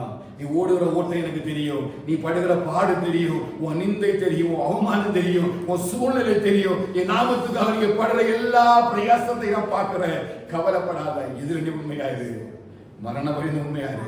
நான் உனக்காக ஒரு ஜீவ கிரீடத்தை, ஹல்லேலூயா, அவர் நமக்காக ஒரு பெரிய ஜீவ கிரீடத்தை வைத்திருக்கார். நீங்க பாடுபடுறீங்களா? கவலைப்படாதீங்க. இந்த உலகத்தில் கஷ்டப்படுறீங்களா? வியாதியில கஷ்டப்படுறீங்களா? சூழ்நிலை கஷ்டப்படுறீங்களா? துக்கப்படுறீங்களா? கவலைப்படாதுங்க. மரண பரியந்தம் உன் வாழ்க்கையில உண்மையா இருங்க. உங்களுக்காக ஒரு நீதியின் கிரீடத்தை கர்த்தர் பரலோகத்தில் வச்சிருக்கிறார். இந்த உணர்வோடு கூட நம்ம ஓடணும். இந்த உணர்வு எவனுக்குள்ள இருக்குதோ அவன் தான் தேவனுடைய ஆவியினால நடத்தப்படுகிற மனுஷன். எவன் இந்த ஆவியில வாழ்கிறானோ, எவனுக்குள்ள தேவனுடைய ஆவி இருக்குதோ, அவன் ஒவ்வொரு நிமிடம் என்ன சொல்லுவான், எப்படி ஆகினா என்ன பண்ணணும், ஆண்டவருடைய மகிமையை இழந்து விடாதபடிக்கு தேவனுடைய சித்தத்தின்படி வாழ்வதற்கு அந்த ஜீவ கிரீடத்தை சுதந்திரித்துக் கொள்வதற்கு நம்ம நினைக்கணும். நிப்பீங்களா? நாமத்துக்காக நிப்பீங்களா? சின்ன சபையே கர்த்தர் அழைக்கிறார். நீ பட போற பாடுகளை குறித்து கொஞ்சமும் கவலைப்படாத, பயப்படாத. கர்த்தர் கூட இருக்கிறார். நீ போயிட்டு பாதைகளை குறித்து வரும்போதும் கலங்காத, துக்கப்படாத. கர்த்தர் கூட இருக்கிறார். ஏன் தெரியுமா? நீ மரண பரியந்தம் இரு, கர்த்தருக்காக ஒரு ஜீவ கிரீடத்தை வைத்திருக்கிறார். ஒரு நாள் அந்த பாடுகள், துக்கங்கள், கஷ்டங்கள் எல்லாம் நம்மை விட்டு அகன்று போகும். கர்த்தர் நமக்காக வைத்திருக்கிற ஒரு பெரிய ஜீவ கிரீடத்தை கர்த்தர் நம்முடைய தலையில வைக்கும் பொழுது அந்த ஜீவனுள்ள பரியந்தம் நித்திய காலமாய் அந்த ஜீவனுள்ள வாழ்க்கையை கர்த்தர் நமக்கு பரலோக ராஜ்யத்தில் ஆகுவார். இதுதான் அவரிடத்தில் அன்பு கூறுவர்களுக்கு கர்த்தர் மறைத்து வைத்திருக்கிற அதிசயம். இதை உலக மனுஷர்கிட்ட போய் சொன்னா நம்புவானா? நீ உலக மனுஷரை போய் சொல்லி பாருங்க, நீ உங்களுக்கு ஒரு ஜீவகிரீடம் இருக்குடா, எவ்வளவு கஷ்டப்படணுமா கஷ்டப்படு, நீ ஆண்டு நல்ல அடி வாங்கு, ஒரு நல்ல ஜீவகிரீடம் தருவாருன்னா அவன் எந்த கடையில கிடைக்குன்னு கேட்பான் இல்லையா? அது எவ்வளவு காசு கொடுத்தா கிடைக்கும், எந்த கடையில கிடைக்கும், எதை கொடுத்தா பெற்றுக்கொள்ளலாம்? இல்ல, நீ அவருக்காக அவமானப்படும் பொழுது, அவருடைய நாமத்தை நிமித்தம் நீ நிந்தை சகிக்கும் பொழுது, அவருக்காக நீ பாடுபடும் பொழுதுதான் இந்த ஜீவ கிரீடத்தை கர்த்தர் உனக்கு தருவார். அதுல நீ எப்படி இருக்கணும்? உண்மையா இருக்கணும். அதான் பவுல் சொல்றாரு, நான் போகிற இடங்கள் எல்லாம் எருசலேமுக்கு போறேன், நான் வானபலியாகவே வார்க்கப்பட்டு போறேன், நான் போகிற இடங்கள் எல்லாம் ஆண்டு சொல்றாரு, ஒவ்வொரு இடமுமே அடியும் உதையும் தான் இருக்குன்னு சொல்றாரு. ஆனாலும் நான் தைரியமா எருசலேமுக்கு போறேன், நான் என் ஜீவனை கொடுக்கவும் ஆயத்தமாயிருக்கிறேன். அவருடைய கம்பீர சத்தங்க, ஜீவ கிரீடத்தின் மேல நம்பிக்கை உள்ளவருடைய கம்பீர சத்தம் என்ன தெரியுமா? என் ஜீவனை காட்டிலும் அந்த ஜீவ கிரீடம் பெரியது. அது யாரு? கர்த்தர் வச்சிருக்கிறாரு. இதுவரை எனக்கு தெரியாது, ஆனா இப்பதான் பவுல் அழகா கொரிந்திய சபைக்கு எழுதுறாரு, இது சபையே, இதை ஒரு நாள் விட்டுறாத. சிவனா சபையில அடையாளம் காட்டுறாரு, சிவனா சபையில கர்த்தரே சொல்றாரு, சிவனா சபையே இதுல நீ கொஞ்சம் உண்மையா இரு, உன் கிரியைகள் எல்லாம் அறிகிறேன், உன் சூழ்நிலை எல்லாம் அறிகிறேன், இதுல நீ உண்மையா இருந்தாச்சுன்னா கர்த்தர் உனக்கு வச்சிருக்கிற மிகப்பெரிய ஒரு ஜீவ கிரீடத்தை கர்த்தர் நமக்கு தருவார். ஹல்லேலூயா. அன்பு கூறுங்க, நல்ல அன்பு கூறுங்க, கர்த்தரிடத்துல நல்ல அன்பா இருங்க. எப்படி அன்பா இருக்க முடியும் அப்படின்னா, ஒவ்வொரு நாளும் அவருடைய சித்தம் செய்யும்படி நம்ம கொடுங்க. ரெண்டாவது அதே அவருடைய அங்க பாருங்க, அதே யாக்கோபு 2வது அதிகாரம் 5வது வசனத்தை வாசிங்க. யாக்கோபு 2வது அதிகாரம் 5வது வசனத்தை வாசிங்க. என் பிரியமான சகோதரரே, தேவன் உலகத்தின் தரித்திரரை விசுவாசத்தில் ஐஸ்வர்யவான்களாகவும் நம்மிடத்தில் அன்பு கூறுகிறவர்களுக்கு தாம் வாக்குத்தத்தம் பண்ணின ராஜ்யத்தை சுதந்திரிக்கிறவர்களாகவும் தெரிந்து கொள்ளவில்லை. ரெண்டாவது என்ன வச்சிருக்காரு? அவருடைய அன்புகளுக்கு வாக்குத்தத்தம் பண்ணின ராஜ்யத்தை சுதந்திரிக்கக்கூடிய சுதந்திரத்தை வைத்திருக்கிறார். பரலோக ராஜ்யத்தில் எல்லாரும் பிரவேசிப்பாங்கன்னு கேட்டா யாரும் பிரவேசிக்க முடியும்? கர்த்தரிடத்துல யார் அன்பு கூறுகிறார்களோ அவர்கள் மட்டும்தான் தேவனுடைய ராஜ்யத்துக்குள்ள பிரவேசிக்க முடியும். யாரெல்லாம் உண்மையா அவரை நேசிக்கிறாங்களோ அவர்களுக்கெல்லாம் எதை வச்சிருக்கிறாரு? வாக்குத்தத்தம் பண்ணப்பட்ட பரலோக ராஜ்யம். ஒரு ராஜ்யம் இருக்குது, கர்த்தர் வாக்குத்தத்தம் பண்ணார் இல்லையா? நீ யோவான் 14வது அதிகாரம் 2-3 வசனத்தை வாசித்தீங்கன்னா, நான் உங்களுக்காக போய் ஒரு ஸ்தலத்தை ஆயத்தம் பண்ண போகிறேன், நான் ஆயத்தம் பண்ணின பின்பு மறுபடியும் நீங்கள் வந்து என்னோடு கூட இருக்கும்படி வந்து உங்களை அழைத்து கொண்டு போவேன் என்று சொல்லி வாக்குத்தத்தம் பண்ணினார். அந்த வாக்குத்தத்தத்தை தான் யாக்கோபு எழுதுறாரு. அவரிடத்தில் அன்பு கூறுகிற நமக்கு கர்த்தர் எதை வாக்கு பண்ணியிருக்கிறாரு? தேவனுடைய ராஜ்யத்தை வாக்கு பண்ணியிருக்கிறார்.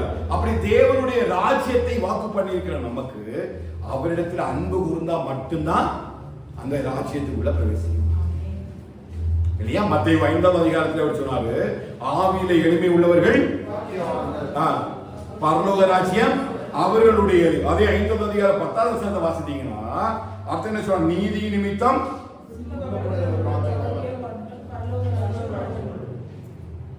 அப்பவும் என்னதான் இருக்குது?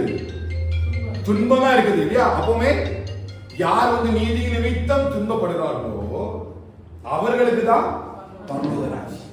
எல்லாரும் பரலோக ராஜ்யத்துக்குள்ள, பரலோக ராஜ்யத்தை யார் பலவந்தம் பண்ணுகிறார்களோ அவங்க தான் பிடித்துக் கொள்கிறார்கள். இப்ப பரலோக ராஜ்யத்துல வாசல் எப்படி? இடுக்கவும் நெருக்கவும். இது எல்லாரும் காண்பிக்க கூடாது. ஒரு இடத்துல விரிவான வாசல் நமக்கு தெரியும். எப்படி தெரியும்? எப்பவுமே ஒரு 10-20 பேர் வருவாங்க. அப்ப யாருமே வாசல் எங்க இருக்குன்னு செய்ய வேண்டாம், கேட்க வேண்டாம். அவங்க நம்ம தெரியும். எப்பவும் ஆட்கள் கூட்டமா போகும். ஆனா ஒரு இடத்துல குறுகின ஒரு வாசல் இருக்கும், அதை யாரும் நிச்சய மாட்டாங்க, கண்டுபிடிக்க மாட்டாங்க, அதை விரும்ப மாட்டாங்க. ஏன்னா யாருடா இடுக்கமான வாசல்ல எப்படிதான் போக முடியும் என்கிற உணர்வு அவர்களுக்குள்ள இருக்கும். ஆனா பரலோகத்துக்கு போற வாசல் எப்படிப்பட்டதுன்னு கேட்டீங்கன்னா, இடுக்கமும் நெருக்கமுமான வாசல், வாக்குத்தத்தம் பண்ணப்பட்ட ராஜ்யத்துக்குள்ள. அப்படின்னா நம்ம போகிற பாதைகள்ல துன்பம், துக்கம், கஷ்டம், பாடு, நஷ்டம் எல்லாம் வரும். ஆதியாகமத்திலிருந்து வெளிப்படுத்தல் வேணும் வாசித்தோம் அப்படின்னா, யாரெல்லாம் நீதியின் பாதையில பிரவேசித்தார்களோ, எபிரேயர் 11வது அதிகாரத்தில் பிள்ளைகளை சாக கொடுத்தார்கள், வாளால் வெட்டுண்டார்கள், எல்லாத்தையும் இழந்தாங்க. எதுக்காக இழந்தாங்க? அந்த ராஜ்யத்தில் பிரவேசிக்கும்படியாக. அந்த ராஜ்யத்துக்கு எதிரடையாய் வந்த சகலத்தையும் இழந்துதான் அந்த ராஜ்யத்துக்குள்ள பிரவேசித்தார்கள். நம்ம பரலோக ராஜ்யத்துக்குள்ள பிரவேசிப்பதற்கு தான் ஆண்டவர் ஏசாயா தீர்க்கதரிசி முன்னமே ஜனங்களுக்கு சொன்னாரு, அவருக்காக காத்திருக்கிறவர்களுக்கு ஆயத்தம் பண்ணினவைகளை யாரும் காணல. ஆனா புதிய ஏற்பாட்டு காலத்துல கர்த்தர் நம்மை ஒரு நம்பிக்கையோடு கூட அழைக்கிறார். அதான் ஆண்டவர் சொன்னார், உங்களை திக்கற்றவர்களாக விடேன். இந்த உலகத்தில் நம்மளுடைய நம்பிக்கை இல்லாம அல்ல, நம்பிக்கை உள்ளவர்களாக அழைக்கிறேன். என்ன நம்பிக்கைனா, உங்களுக்காக நம்ம ராஜ்யத்தை ஆயத்தம் பண்ணியிருக்கிறேன், நீங்கள் என்னுடனே கூட வந்து அந்த ராஜ்யத்தில் பிரவேசிக்கும்படி கர்த்தர் நம்மை அழைத்துக் கொண்டே இருக்கிறார். யார் அந்த ராஜ்யத்துக்குள்ள பிரவேசிக்கிறான்னு கேட்டீங்கன்னா, அந்த துன்பத்தின் வழியாக நீதி நிமித்தம் யார் துன்பப்படுகிறார்களோ அவர்கள் பரலோக ராஜ்யத்தை சுதந்தரித்துக் கொள்கிறார்கள். ஆனா இந்த உலகம் எப்பவுமே எதை தெரிந்தெடுக்காதுன்னு கேட்டீங்கன்னா, துன்பத்தையும் கஷ்டத்தையும் உலகம் ஒரு பொழுதும் தெரிந்தெடுக்காது. யாருக்கும் துன்பப்படணும் கஷ்டப்படணும் ஆசையே இல்லை. எல்லாருக்கும் சந்தோஷமும் சமாதானமுமாய் பிரவேசிக்கணும் தான் ஆசை. ஆனா நீதி நிமித்தம் நம்ம ஓடுகிற ஓட்டத்துல நிறைய பாடுகள் வரும், கஷ்டங்கள் வரும், சூழ்நிலைகள் மாறும். எப்படி ஆகிலும் தேவனுடைய ராஜ்யத்துக்குள்ள நம்ம போய் சேரக்கூடாத அளவுக்கு தடைகள் நமக்கு விதமாய் அநேகம் எழும்பும். ஆனால் எல்லாவற்றிலையும் கர்த்தருக்காக காத்திருக்கிறவர்கள், கர்த்தரை நேசிக்கிறவர்கள் நிச்சயமாக அந்த ஜீவ கிரீடத்தையும் தேவனுடைய ராஜ்யத்தையும் சுதந்திரித்துக் கொள்வார்கள். ஹல்லேலூயா. கர்த்தருக்காக காத்திருங்க, கர்த்தருக்கு அன்பு கொடுங்க. ஆமென். 1 யோவான் அழகா சொல்றார், உலகத்திலும் உலகத்தில் உள்ளவர்களிடம் அன்பு கூறாதிருங்கள். உலகத்தில் ஒரு அன்பு இருந்தால் அவரிடத்துல பிதாவினுடைய சிநேகம் இல்லை. யாக்கோபர் எழுதும்போது எழுதுகிறார், உலக சிநேகம் தேவனுக்கு விரோதமான பகை என்று சொல்லி அறிகிறார். 4வது அதிகாரத்துல 3-4 வாசிக்கும் பொழுது, உலக சிநேகம் தேவனுக்கு விரோதமான பகை என்று அறிகிறார். ஆகையால் உலகத்துக்கு சிநேகிதனாய் இருக்க விரும்புகிறவன் தேவனுக்கு பகைஞனாய் இருக்கிறார். இதுதான் கஷ்டம் இல்லையா? உலகத்தை நேசிக்காம நம்ம நினைச்ச முடியாது, முடியவே இல்லை. ஆண்டுக்கா வாழ்றது கொஞ்சம் கஷ்டம். மற்ற ஜனங்களை பார்க்கும் பொழுது, அவருடைய வாழ்க்கையை பார்க்கும் பொழுது நம்மளும் அதே ரோட்ல போகணும்னு நினைக்கிறோம், அதே பாதைகளை பிரவேசி நினைக்கிறோம். ஆனா அந்த பாதைகள் ஒரு குலம் எங்கே கொண்டு போகுது கேட்டீங்கன்னா, பரலோக ராஜ்யத்துக்குள்ள கொண்டு போவாங்க. ஹல்லேலூயா. நிறைய பேர் ஆரம்பித்தவர்கள் அப்படிதான் ஆரம்பித்தார்கள். ஆனா முடித்தவர்கள் என்ன பண்ணாங்கன்னா, ஆண்டவரை விட்டு வழி விலகி உலகத்தோடு கூட இணைக்கப்பட்டார்கள். அதனால 1 தீமோத்தேயு 6வது அதிகாரத்துல அப்போஸ்தலன் பவுல் தீமோத்தேயுக்கு ஒரு அடையாளம் கட்டி கொடுக்குற பாருங்க. நான் வேகமா முடிக்கிறேன். 1 தீமோத்தேயு நீங்க வாசித்தீங்க அப்படின்னா,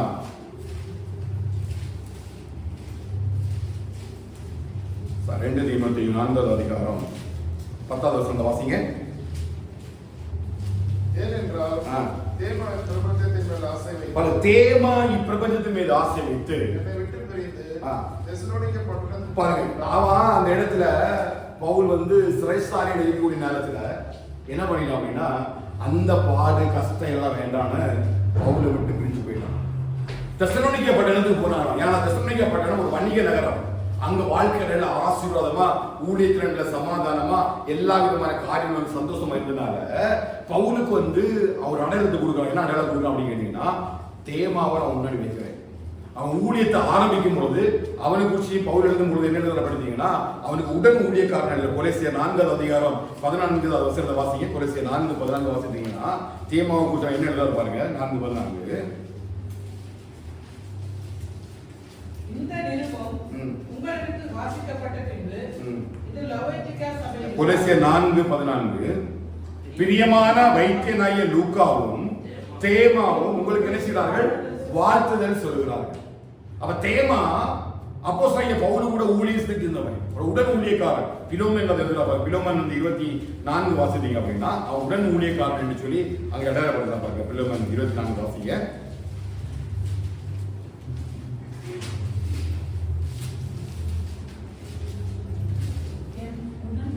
என் உடன் வேலையாட்களாகிய மார்க்கும் அரிஸ்தர்க்கும் தேமாவும்.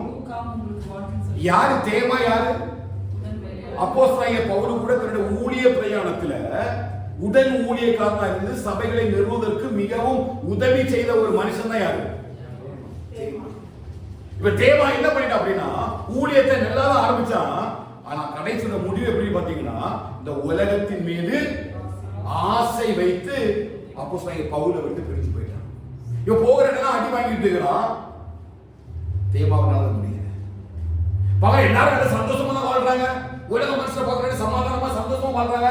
ஏன்டா நம்ம மட்டும் அடி வாங்கணும்னு அவங்க கூட இருக்குது.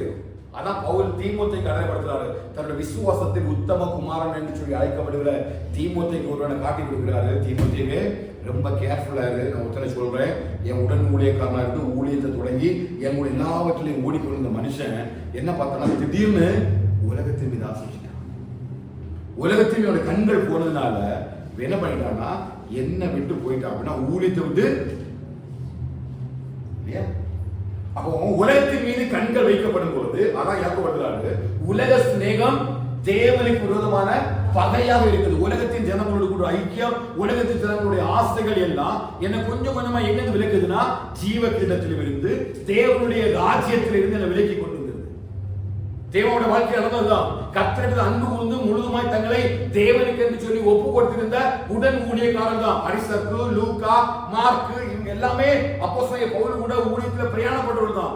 ஆனா ஒரு சூழ்நிலை வந்த உடனே, கஷ்டம் வந்த உடனே போயிட்டாங்க. சிவனா சபைக்கு சொன்னது போல பாடுகளை குறித்து பயப்படாதுன்னு சொன்னார்தான். ஆனா என்ன செய்யலன்னா இப்ப போய் பாத்தீங்கன்னா அந்த 7 சபைகளும் அங்க இல்லை, தரைமட்டமாக்கப்பட்டு விட்டன. சிமிர்னா சபையும் தரைமட்டமாக்கப்பட்டது. காரணம் என்னன்னா அந்த பாடுகள்ல அவ உண்மையா இல்லை. சரித்திரத்தை வாசிப்பீங்கன்னா இந்த 7 சபையும், இந்த 7 சபையுமே அந்த இடத்துல இல்லை, எல்லாம் இடிந்து தரைமட்டமாக்கப்பட்டிருக்கிறது. காரணம் என்னன்னா ஆண்டவர் ஒவ்வொரு சபைகள் இருந்தாரு, ஜெயம் கொள்கிறவன், மரண பரியந்த முடிவு பதிவு ஏற்கிறவன் சொல்லி எல்லா காரியத்தை கொடுத்து மிகப்பெரிய ஒரு ஆலோசனை இங்க யோவானை வைத்து எழுதி கொடுத்திருந்தும் அவர்கள் அதில் உண்மையா இல்லாதபடியினால அந்த சபைகள் இன்றைக்கு உடைக்கப்பட்டு விட்டன. காரணம் என்னன்னா அவன் ஆவிக்குரிய வாழ்க்கையில் என்ன இல்லை, உண்மை இல்லை, தேவனிடத்தில் அன்பு இல்லை, வெறும் வார்த்தைகள் அன்பு இல்லை தவிர வாழ்க்கையில அன்பு இல்லை. அதை நம்ம இழந்து போயிடக்கூடாது. நம்ம தேவனுக்காக ஓடுகிறோம், தேவனுக்காக சபையா ஓடுகிறோம், சிவனா சபையை போல நம்ம ஓடுறோம் வச்சிருக்க. ஆண்டவராகிய இயேசு கிறிஸ்து வரப்போகிறார். அவருடைய வருகை சத்தம் கேட்கப்பட்டு கொண்டே இருக்கிறது. சீக்கிரமாய் அவர் வருவார். எதற்காகனா மணவாட்டியாகிய தன்னுடைய சபையை தேடி வருவார். அப்படி வரும் பொழுது யாரெல்லாம் அவருக்கு அன்பு கூறுகிறார்களோ, யாரெல்லாம் அவருடைய வருகை வரைக்கும் உண்மையா காத்திருக்கிறார்களோ, புரியுது? இந்த உண்மை எது தெரியுமா? அவர் மணவாளன், நம்ம மணவாட்டி. அந்த மணவாளனுக்காக நம்ம நிச்சயிக்கப்பட்டிருக்கிறோம் இல்லையா?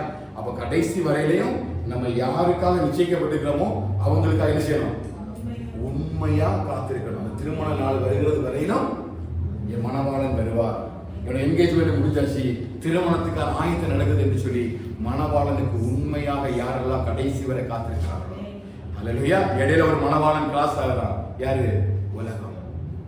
உலகம் சொல்றான், உன் மணவாளனை காட்டிலும் நான் உனக்கு அநேக காரியங்கள் உனக்கு தாரேன், நீ எல்லாம் விரும்ப முடியும் அதெல்லாம் தாரேன், நீ எதெல்லாம் நேசிக்கிறியோ அதெல்லாம் உனக்கு தாரேன் என்று சொல்லி அழகான பழக்கிற சில காரியங்கள் எல்லாம் நம்ம கண்ணுக்கு முன்பதாக இன்னொரு மணவாளன் வைக்கும் பொழுது சபையாகிய மணவாட்டி எந்த மணவாளனை தேர்ந்தெடுக்குதோ அதன் அடிப்படையில தான் நம்முடைய வாழ்வு தீர்மானிக்கப்படும். இப்போ உலகம் என்கிற ஒரு மணவாளன் ஒரு பக்கம், இயேசு கிறிஸ்து என்கிற மணவாளன் ஒரு பக்கம். இங்க சந்தோஷமும் சமாதானமும் எல்லா மகிழ்ச்சியும் இருக்கும், இங்க துக்கமும் கஷ்டமும் பாடும் இருக்கும். எதை மணவாட்டி தெரிந்து கொள்ள வேண்டும்? அப்படி யார் தெரிந்து கொள்கிறார்களோ, யார் உண்மையா இருக்கிறார்களோ அவங்களுக்கான ஜீவ கிரீடமும் அந்த பரிசுத்த ராஜ்யமும் நமக்காக வந்து கொண்டே இருக்கிறது. அது தொடங்கியாச்சு. மணவாளன் தன்னுடைய மணவரையிலிருந்து புறப்பட்டு விட்டார். அவருடைய வருகை வந்து கொண்டுதான் இருக்கிறது. அவர் வேகமா பூமிக்கு வந்துட்டு இருக்கிறார். இன்னும் ஒரு நொடி பொழுதுல, இன்னும் ஒரு இமை பொழுதுல அவர் நம்மை எடுத்துக்கொள்ளும்படி சீக்கிரமாய் வருகிறார். அவருடைய எந்த அளவுக்கு நம்ம ஆண்டவரிடத்தில் அன்பு கூறுகிறோம், எந்த அளவுக்கு உலகத்தை நேசிக்கிறோம் என்பதை நம்முடைய வாழ்க்கை தான் தீர்மானிக்க வேண்டும், வசனங்கள் தான் தீர்மானிக்க வேண்டும். எந்த காரியத்திலையும் கவலைப்படாம ஆவியிலே எழுதி உள்ளவர்களாய், நீதி நிமித்தம் துன்பப்படுவர்களாய் இருந்தாலும் கவலைப்படாம மரண பரியந்தம் உண்மையா இருக்கும் பொழுது நிச்சயமாய் கர்த்தர் அந்த ஜீவ கிரீடத்தை நம்முடைய தலையில வைப்பார். எதை விசுவாசிக்கிறீங்க? நிச்சயமான ஜீவ கிரீடத்தை சுதந்திரித்துக் கொள்ளும்படி இந்த உலகத்துல என்ன வந்தாலும் நான் கர்த்தரை எங்களுடைய கண்களை மூடி உன் தலைமையில கையை வச்சு சொல்லுங்க, இந்த ஜீவ கிரீடத்தை நான் சுதந்திரித்துக் கொள்ளும்படி. இந்த உலகத்துல எத்தனை நெருக்கங்கள் வந்தாலும், எத்தனை பாடுகள் வந்தாலும், எத்தனை அவமானங்கள் நிந்தைகள் வந்தாலும் ஆண்டவரே இந்த ஜீவ கிரீடத்தை நான் இழந்து போகாதபடிக்கு எனக்கு இருந்தப்பா. நான் என் குடும்பம் அந்த ஜீவ கிரீடத்தை இழந்துடக்கூடாதுப்பா. அந்த சிமெர்னா சபைக்கு நீங்க சொன்னது போல ஆண்டவரே மரண பரியந்தம் நாங்கள் குடும்பமாய் கர்த்தருக்கு உண்மையாய் வாழ எங்களுக்கு எங்க பிள்ளைகளுக்கு கிருபையாக ஆண்டவரே. எல்லாம் மயத்தோடு சொல்றீங்களா? ஆண்டவரே குடும்பமாக நாங்கள் உண்மையாக வாழ, இந்த உலகத்தை நேசிப்பதற்காக இல்லை ஆண்டவரே, இந்த உலகத்தை நேசிப்பதற்காக இல்லை ஆண்டவரே. அன்று உண்மை நாங்கள் நேசிய கிருபையாக இருப்பா. உண்மை நேசிக்கிறவதாக ஆண்டவரே, உடைய மட்டும்தான் உண்மையா இருப்பதாக ஆண்டவரே, நீங்க எங்களுக்காக ஏற்படுத்தியிருக்கிற அந்த காரியத்தை உலகத்துடைய ஜனங்களுக்கு நீங்க தெரிவிக்காம ஆண்டவரே, நீங்க எங்களுக்கு தெரிவித்திருக்கிறீங்க ஆண்டவரே. எங்க மேல வச்ச கிருபைக்காக, எங்க மேல வச்ச உண்மைக்காக நன்றி ராஜா. அல்லேலூயா. அன்பு கூறுவே இன்னும் அதிகமாய் ஆராதிப்பே இன்னும் ஆர்வமாய் அன்பு கூறுவே இன்னும் அதிகமாய் ஆராதிப்பே இன்னும் ஆர்வமாய் முழு உள்ளத்தோடு ஆராதிப்பே முழு உள்ளத்தோடு அன்பு கூறுவே ஆராதனை ஆராதனை ஆராதனை ஆராதனை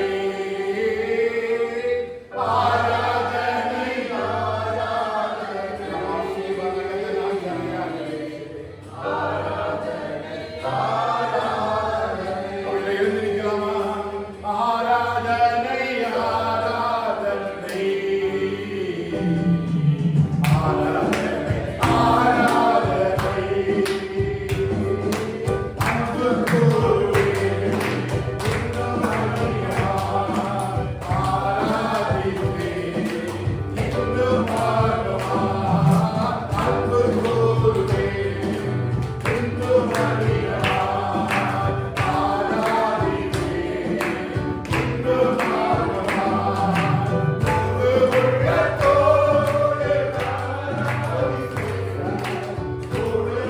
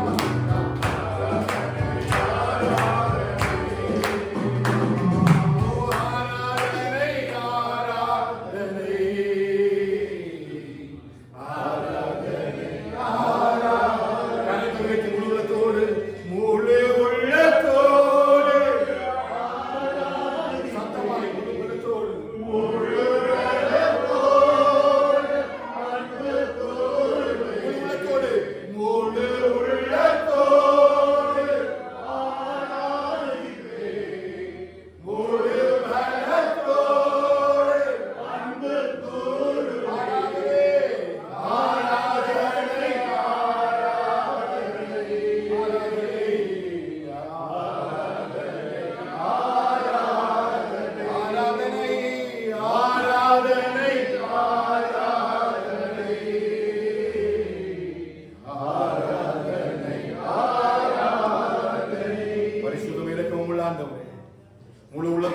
ஆராதிக்க துதிக்க கிருபையின்படியாக நாங்கள் ஜெபிக்கிறோம். உலகத்தில் அன்பு கூறாதபடிக்கு கர்த்தரிடத்தில் அன்புகளுக்காக ஆயத்தமாக்கப்பட்டிருக்கிற ஜீவக்கிரீடத்தையும் பரலோக ராஜ்யத்தையும் எப்படியாயினும் சபை சுதந்திரித்துக் கொள்ள கர்த்தர் கிருபையின்படியாக நாங்கள் ஜெபிக்கிறோம்.